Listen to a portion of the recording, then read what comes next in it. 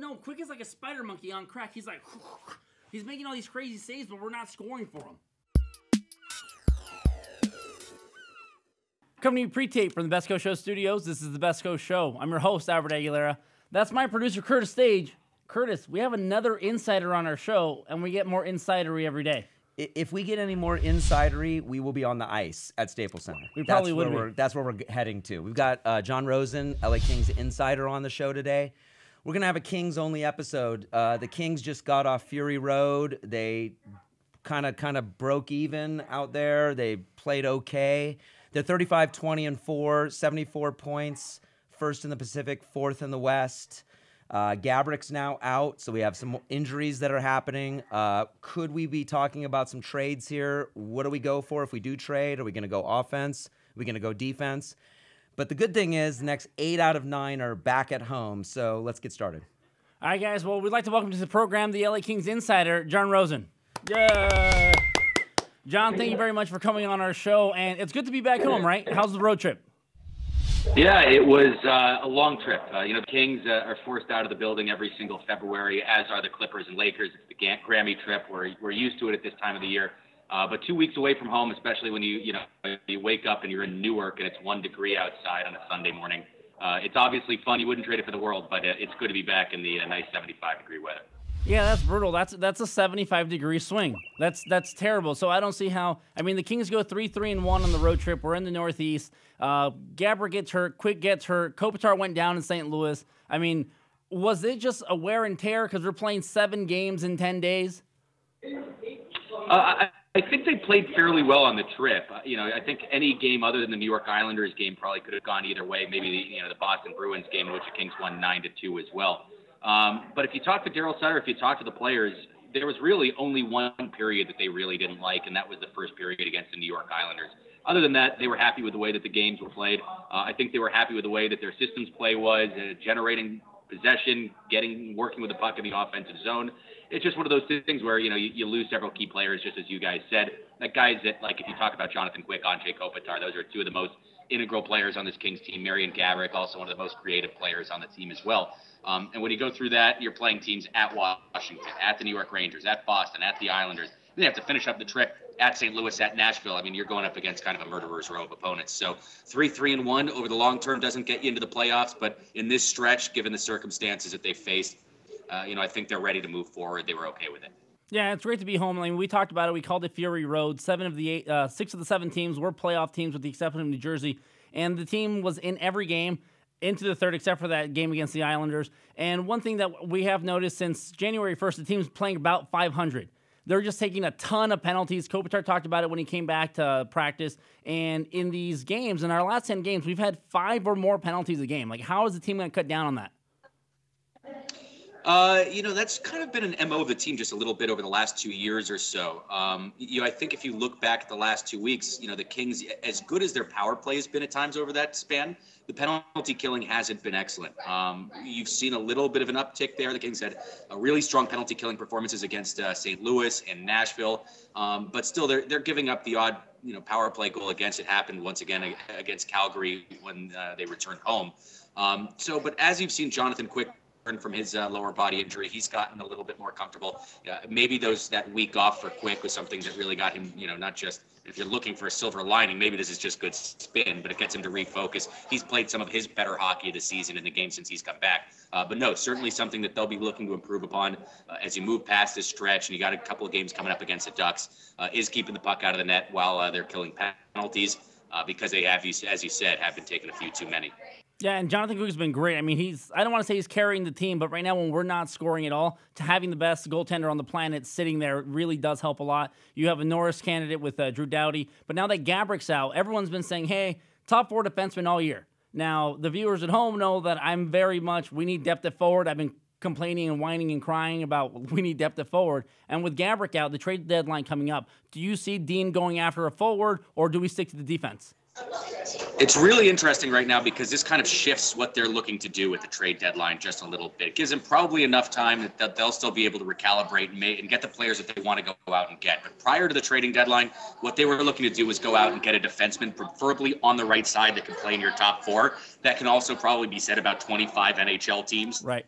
There's going to be some competition for that right now. But now something that the Kings will be able to do, and you saw it last year with the Chicago Blackhawks when Patrick Kane went down with that collarbone injury late last season, is that they can put Gaborik on LTIR, long-term injured reserve, recoup his cap hit, use that to spend on perhaps another player, somebody that might be a little bit more expensive. And then when Gaborik returns, should he return, that wouldn't be until the playoffs. The cap hit, the salary cap is material in the playoffs, so it doesn't matter. So the Kings could actually end up getting an extra player that they wouldn't previously have been able to go out and get had Gaborik and not got injured. That is, of course, making the assumption that they put him on LTIR, which would be expected at this point right now. But no, I think they will be looking for an offensive piece as well, just considering that they have struggled a little bit to score since Gaborik has gone down. One name that has been brought up, and I'll speak a little bit later today with Hockey Operations. We'll have some stuff up on LA Kings Insider as well. But one player that had been linked to the team via Craig Custance of ESPN was Michael Bodker, the 27-year-old unrestricted free agent to be with the Arizona Coyotes, with really good speed, can bury the puck. But still, number one, what they're looking to do going into this trading deadline season is going out and getting a defenseman, because if you look at the minutes that are being allotted right now, it's very top four heavy. You're seeing the minutes going almost exclusively right now to Muzzin, Dowdy, to Martinez and Shen. Braden McNabb has had a little bit of a dip in his game. His minutes have come down, and so the Kings are probably just going to be looking to reinforce their back end just a little bit. Could be some depth. It could be a piece. It can also play in their top four.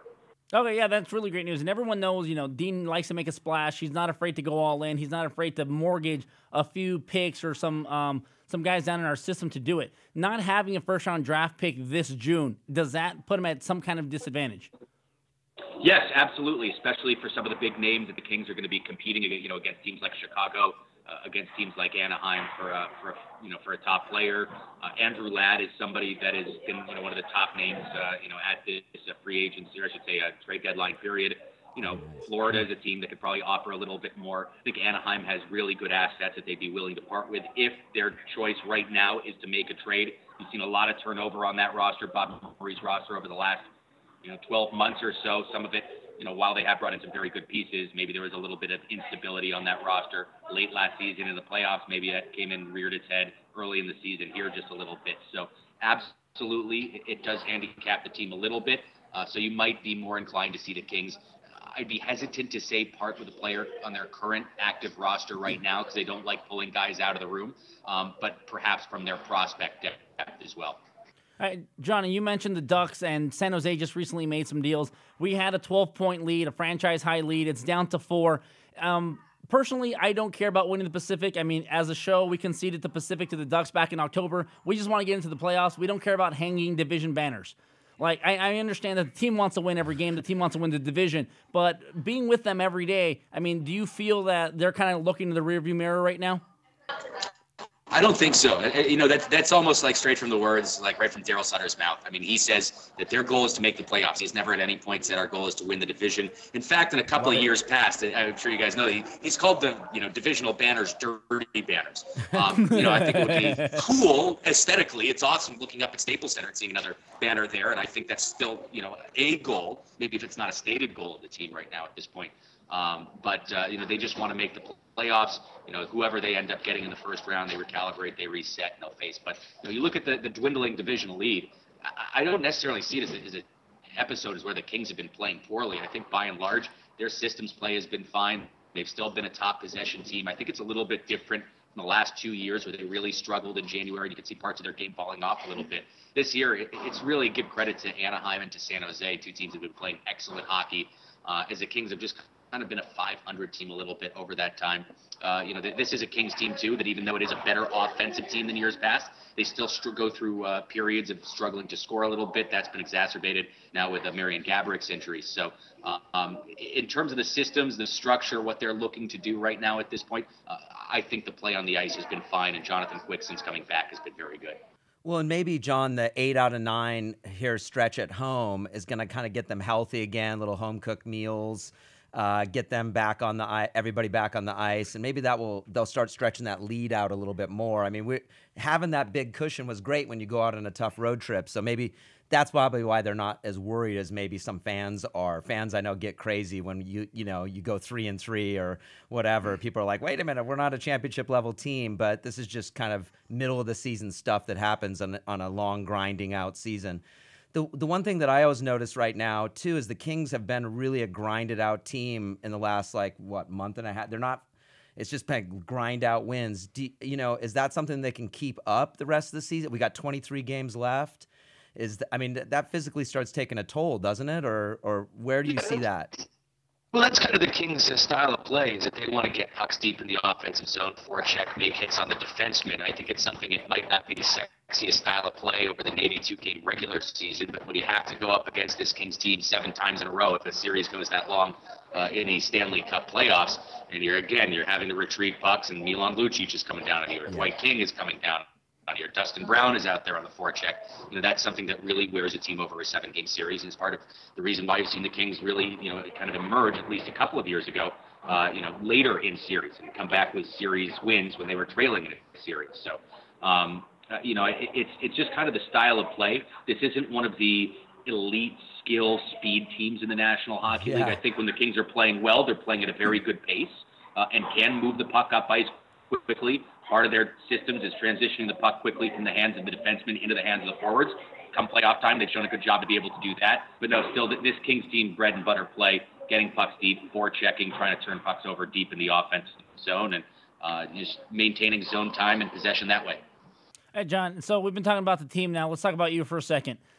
All right, Bob Miller is recovering from surgery, so you're filling in and you're doing games on KABC 790. How's it doing play-by-play with Daryl Evans?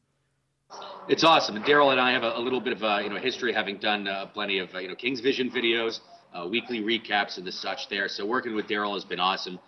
It's been fun getting to do play-by-play again. I did 4 years of Western Hockey League play-by-play back with a team called the Everett Silvertips up in the Dub.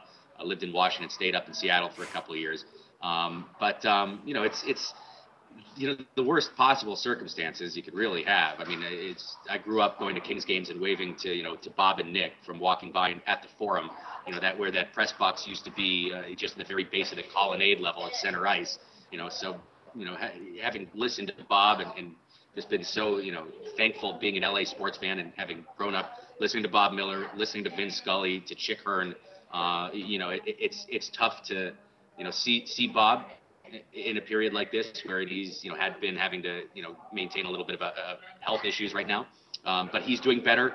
He's been up and moving, and that's a great thing. And happy to, as best I can, keep those shoes filled and the seat warm for Nick until Nick gets back.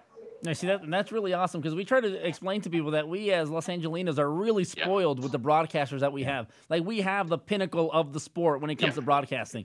Do you get nervous, John? Absolutely correct. Do you get nervous thinking about that? It's like, oh gosh, I'm like, Vin Scully's on the radio and I'm on the radio.